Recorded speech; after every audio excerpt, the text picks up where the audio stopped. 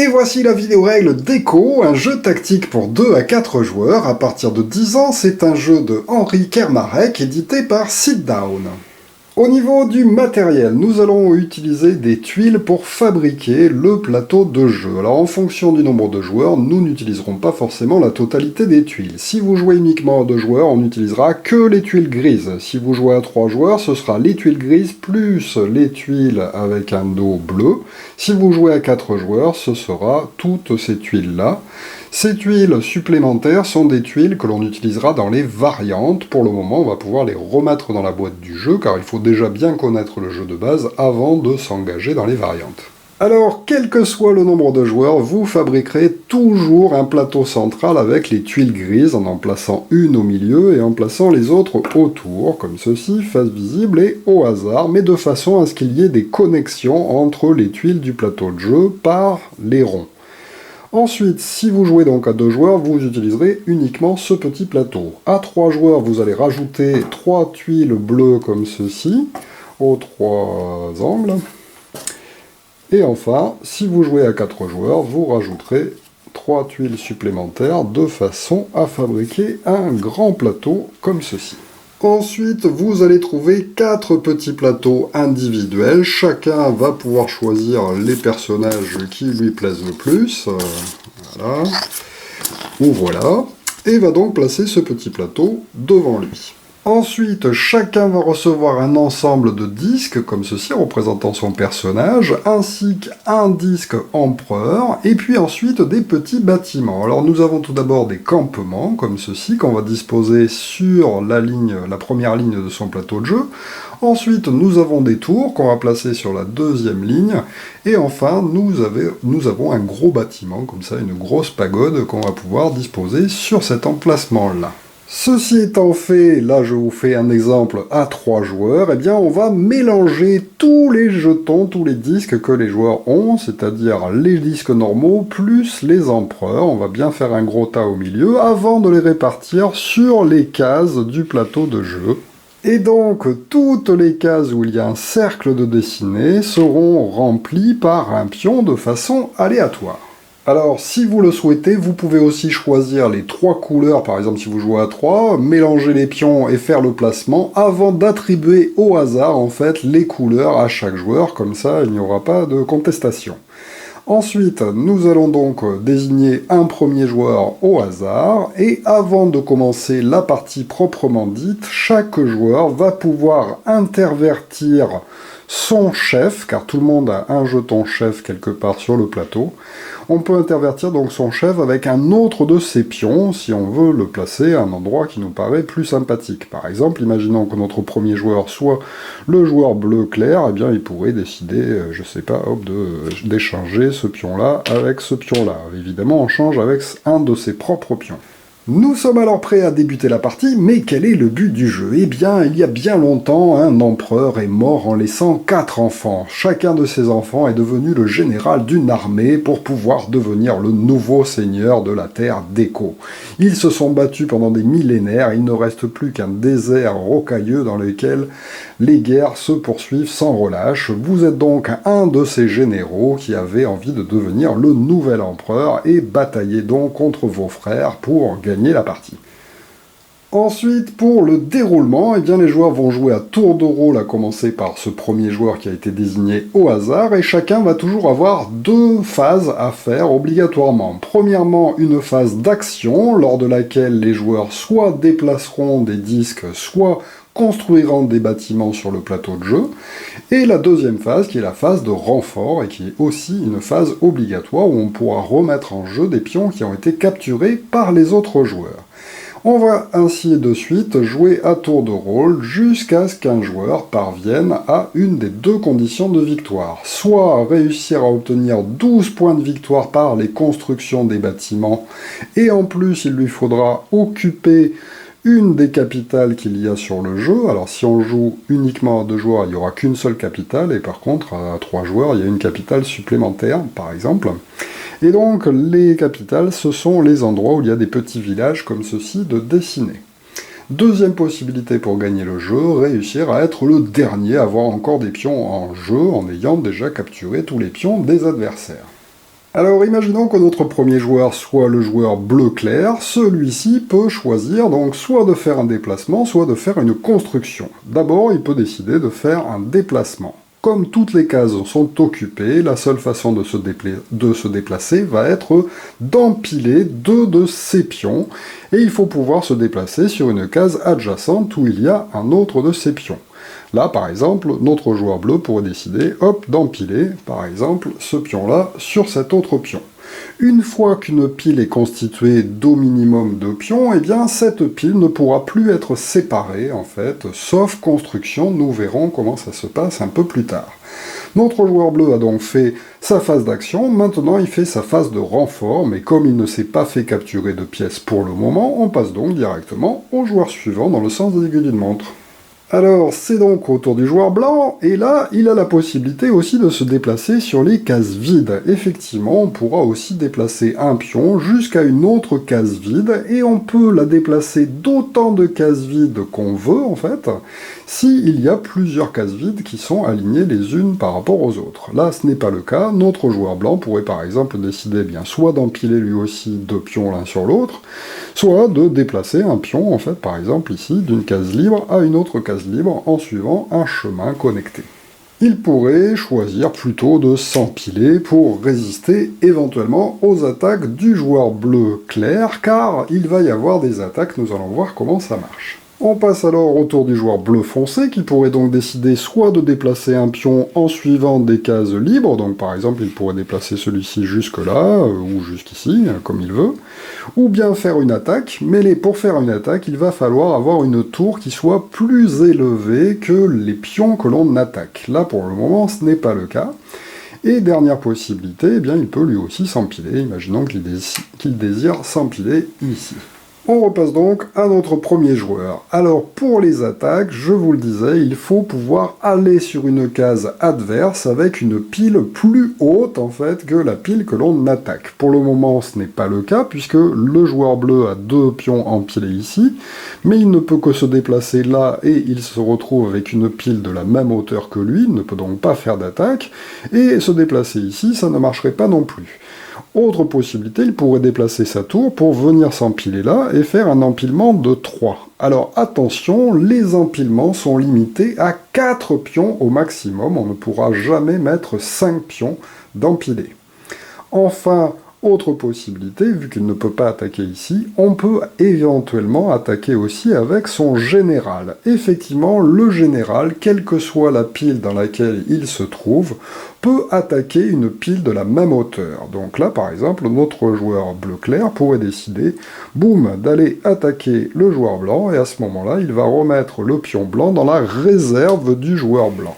Ceci étant fait, il passe à sa phase de renfort, mais il n'a pas de pion pris par les autres joueurs, c'est donc au tour du joueur blanc. Alors le joueur blanc pourrait par exemple décider de faire une attaque ici avec sa colonne, enfin sa pile de 2 pions pour attaquer un pion adverse. Tiens, allez, je me venge, bim, je t'attaque toi, à ce moment-là, je te remets ton pion dans ta réserve, et après avoir effectué son action, il passe à sa phase de renfort. Ici, comme il a un pion dans sa réserve, eh bien, il va être obligé de mettre ce pion sur la case de son choix, mais à condition de l'empiler sur un de ces pions déjà en jeu. Effectivement, on ne peut jamais faire de renfort sur une case vide, et on ne peut pas non plus faire un renfort, évidemment, sur un pion adverse. Donc là, par exemple, il pourrait très bien décider de le rajouter ici pour faire une pile de 3, ou de le mettre ailleurs, par exemple, pour se défendre contre les éventuelles attaques d'un autre joueur, hop, ici par exemple. On passe alors au tour du joueur bleu. Celui-ci pourrait décider par exemple de faire un mouvement pour venir empiler ici. Comme ici c'est son général, on place toujours le général au-dessus de la pile, même si ce n'est pas lui qui s'est déplacé, pour montrer que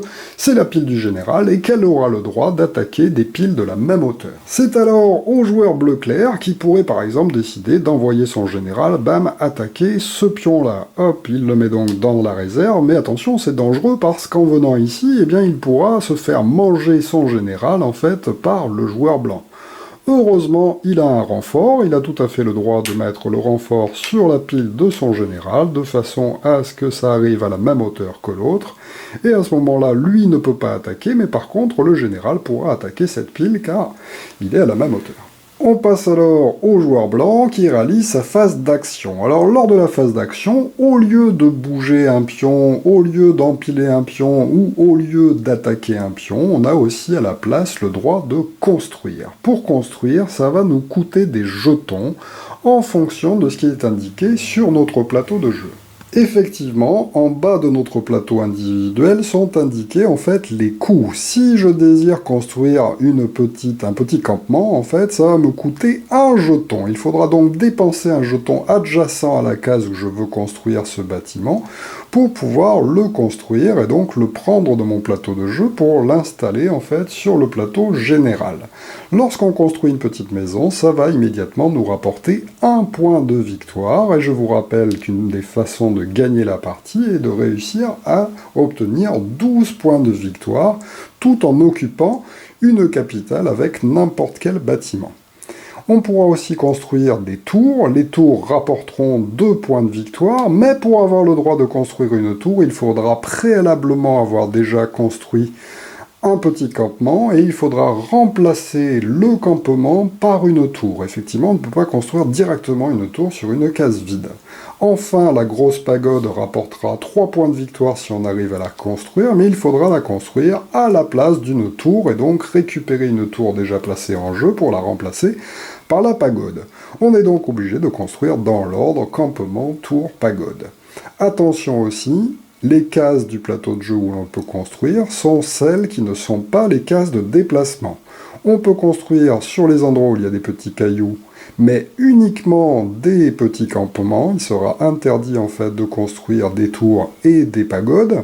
Ensuite, sur les capitales et sur les endroits où il y a des grosses pierres comme ceci, on peut construire des campements et des tours. Et enfin, sur les emplacements rocheux qui sont en hauteur, on pourra construire en fait les 3 types de bâtiments. Notre joueur blanc pourrait donc par exemple se dire « Oula, moi je suis en danger parce que ici je ne peux aller nulle part, si j'attaque ça ne servira à rien, je ne pourrai toujours me faire attaquer par le joueur avec son général. Et comme je suis de la même hauteur, je ne peux pas attaquer son général. Donc, au lieu de me déplacer, je peux décider d'utiliser un jeton pour construire un petit campement sur une des cases adjacentes. Tant qu'à faire, je préfère la construire ici, il y a 3 de mes pions autour, je pourrais peut-être éventuellement construire autre chose qu'un campement plus tard.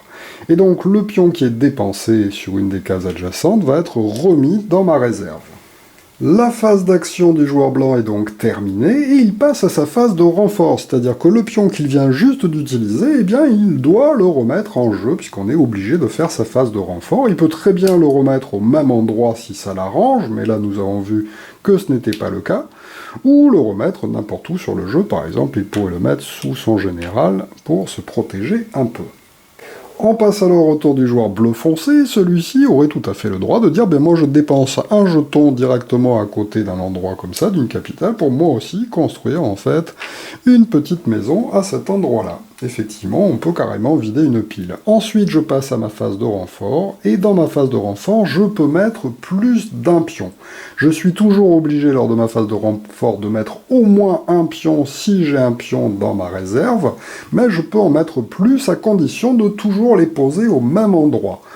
Je vous rappelle qu'on est limité à une hauteur de 4, donc qu'un joueur pourra tout à fait déposer ses 2 pions pour faire une pile de 4. Mais par contre, si c'était déjà une pile de 3 ici, il n'aurait pas eu le droit de rajouter 2 pions par-dessus, il n'aurait pu donc en mettre qu'un seul, car lorsqu'on fait des renforts, on ne se place qu'à un seul endroit. Donc là, notre joueur bleu, avec ses 2 pions, pourrait se dire, tant qu'à faire, je vais me mettre ici pour protéger ma petite maison que je viens de construire. C'est donc au tour du joueur bleu clair, celui-ci pourrait dire hop, allez, moi je vais dépenser mon pion pour construire à côté de cette case. Alors attention, les gouffres, on ne peut ni y passer, ni évidemment construire. Et évidemment, je vous rappelle aussi qu'on ne peut jamais passer sur les cases qui ne sont pas des cases de déplacement. Donc ce qui fait que c'est un petit peu bloqué par moment. Donc là, je dépense 1 pour pouvoir construire moi aussi une petite pagode comme ceci, et donc gagner déjà un point de victoire qui me rapproche petit à petit de la victoire finale. Et Et ensuite, je passe à ma phase de renfort. Mais attention, pour les renforts, il va être interdit de faire un renfort à côté d'un bâtiment adverse. Donc là, mon joueur peut placer son pion à peu près où il veut, sauf à côté d'un bâtiment adverse. Donc là, il ne peut pas faire de renfort ici, car il y a un bâtiment adverse qui est à côté. Et il ne peut pas faire non plus de renfort sur une de ces 3 cases, car il y a un bâtiment adverse qui se trouve aussi à cet endroit-là.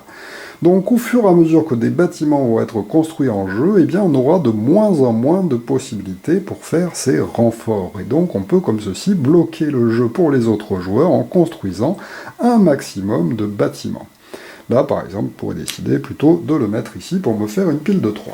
Alors attention, cette restriction sur les renforts fonctionne aussi lorsqu'on est à côté de ses propres bâtiments. Donc là, par exemple, j'ai ce pion qui est à côté de moi, je pourrais me dire je vais faire un renfort ici, mais non, je n'ai pas le droit, car il y a aussi un bâtiment adverse à côté de cette pile, je ne peux donc pas l'entasser à cet endroit-là. Par contre, je peux le mettre ici.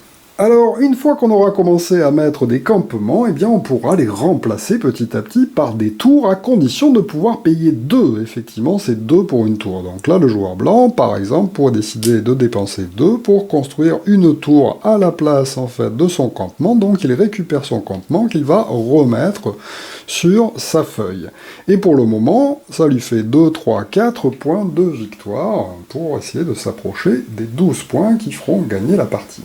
Ensuite, il fait sa phase de renfort, eh bien il pourrait en profiter pour la faire ici avec 2 pions, de façon à ne pas pouvoir se faire attaquer par le joueur qui se trouve à côté de lui. Alors peut-être vous êtes-vous déjà dit, eh bien faire des piles de 4 c'est quand même sympa, car à ce moment-là je vais être pratiquement plus fort que tout le monde si j'arrive à les faire en premier. Mais attention, les piles de 4 sont les seules qui sont vulnérables contre les kamikazes. Effectivement, imaginons que ce soit au joueur bleu foncé de jouer. Avec un pion tout seul, on peut attaquer et faire une attaque kamikaze sur une pile de 4. À ce moment-là, boum, on envoie son pion à la place, mais par contre, le kamikaze va lui aussi mourir. Le joueur va donc le récupérer en fait pour le remettre dans sa réserve, mais par contre, la pile de 4 de l'adversaire part aussi dans sa réserve. Ensuite, c'est sa phase de renfort du joueur bleu. Il peut donc décider de se remettre à un autre endroit, en évitant peut-être de faire des piles de 4 s'il reste des pions tout seul à proximité. À partir du moment où un joueur a plus de 3 pions dans sa réserve, eh bien ça va être difficile pour lui, de sa phase de renfort, de les remettre en jeu. Là par exemple, le joueur bleu pourrait décider de s'empiler ici, et ensuite il fait sa phase de renfort, mais attention, il ne peut mettre que sur une seule pile, donc s'il veut, il peut par exemple poser 3 pions sur un seul de ses pions en jeu pour faire une pile de 4, mais c'est le maximum, ça lui laisse donc déjà un pion dans sa réserve qu'il ne peut pas replacer pour ce tour. Et donc petit à petit, en grignotant plusieurs pions à un joueur, eh bien on peut l'empêcher de mettre beaucoup de pions en jeu comme au début de la partie. Vous l'aurez compris en plus, ce n'est pas très judicieux car le joueur va pouvoir refaire une attaque kamikaze ici, donc je vais plutôt mettre que 2 pions. On est toujours obligé de mettre un pion de renfort au minimum. Alors, pour les constructions, il est aussi possible de remplacer des pions adverses. Ici, par exemple, mon joueur a 3 pions à côté d'un bâtiment bleu clair, il pourrait décider de remplacer ce bâtiment par un des siens. Par contre, on est obligé de remplacer par un niveau équivalent ou le niveau immédiatement supérieur, et par contre, ça va nous coûter un jeton de plus. Donc là, si mon joueur bleu foncé veut remplacer la colonie qui se trouve ici, eh bien ça va lui coûter 1 plus 1, donc 2 pions pour remplacer par un autre campement de sa couleur. S'il veut immédiatement passer de la colonie à une tour, eh bien à ce moment-là, ça lui coûtera 2 plus 1, donc c'est-à-dire la totalité de ses pions pour remplacer ceci par une tour. Mais après, il n'aura plus de pions autour, donc c'est peut-être pas une très bonne idée. Donc là, par exemple, il pourrait décider plutôt de dépenser seulement 2 jetons pour redonner en fait ce bâtiment au joueur bleu clair, et le remplacer par un des siens, et ensuite il fait son renfort, hop, il peut très bien décider de refaire son renfort à cet endroit-là pour préparer la suite. Alors, que se passe-t-il lorsqu'un général se fait capturer? Là, effectivement, imaginons que ça soit au joueur bleu foncé, hop, il peut très bien venir jusqu'ici pour attaquer la pile du général qui est plus petite que la sienne. À égalité, il n'aurait pas eu le droit, mais là, il a le droit. À ce moment-là, boum, il remplace. Il va rendre les jetons normaux au joueur blanc, mais par contre, le général va être capturé. Il va donc le placer sur l'endroit spécifique de son plateau de jeu dessiné en haut à droite, qui indique que pour chaque général capturé, le joueur marque 3 points de victoire. Donc là, ça lui fait donc 3, 4, 5, 6 points pour le moment. Alors, comment faire pour récupérer son général? Eh bien, la seule façon, c'est de parvenir à capturer un autre général. Donc, si par exemple le joueur blanc ici a une pile de 4 et boum, attaque la pile du joueur bleu, à ce moment-là, il lui rend les 2 petits bonhommes et par contre, il récupère le général bleu clair. Eh bien, dès qu'on récupère un autre général et qu'on a le sien qui est en otage quelque part, eh bien, gratuitement et immédiatement, l'autre joueur ne peut pas s'y opposer, eh bien, on a le droit d'échanger, en fait, son général, et on est même obligé de le faire, pour le récupérer. À ce moment-là, lorsqu'on le récupère, hop, on le remet dans sa réserve si c'est notre propre général. Par contre, celui-ci, comme je l'ai échangé contre le général d'un autre joueur, eh bien, ça ne change rien pour le joueur bleu foncé qui a toujours ses 3 points. Attention, lors de la phase de renfort, si on a son général qui est dans sa réserve, on est obligé de le placer en priorité. Donc si vous ne placez qu'un seul pion de renfort, c'est obligatoirement le général. Et vous pouvez remettre ce général, évidemment, n'importe où sur un renfort valide. Donc là, par exemple, vous pourrez très bien décider de le placer ici sur une pile de 4, mais c'est dangereux, car même quand il y a un général, eh bien une pile peut se faire attaquer par un kamikaze. Donc non, je vais peut-être pas faire ça, je vais plutôt le placer à un autre endroit, même si ça m'arrange pas. Heureusement, j'en ai un deuxième, donc je peux par exemple me faire une pile de 3 ici, je serai protégé contre lui. Alors attention, pour les constructions, on peut aussi parfaitement utiliser son général. Donc là, le joueur qui est ici, par exemple, aurait bien envie de remplacer ce pion-là par un de ses propres pions. Il a tout à fait le droit, par exemple, de dépenser 3 pions pour carrément détruire ce bâtiment et le remplacer par une tour qui est d'un niveau donc immédiatement supérieur, et ensuite, par contre, lors de sa phase de renfort, comme j'ai utilisé mon général, je dois le remettre en jeu. Mais l'utilisation comme ça du général pour construire, vous le comprenez, permet aussi de déplacer son général si on en a besoin ailleurs, donc ça peut être sympathique.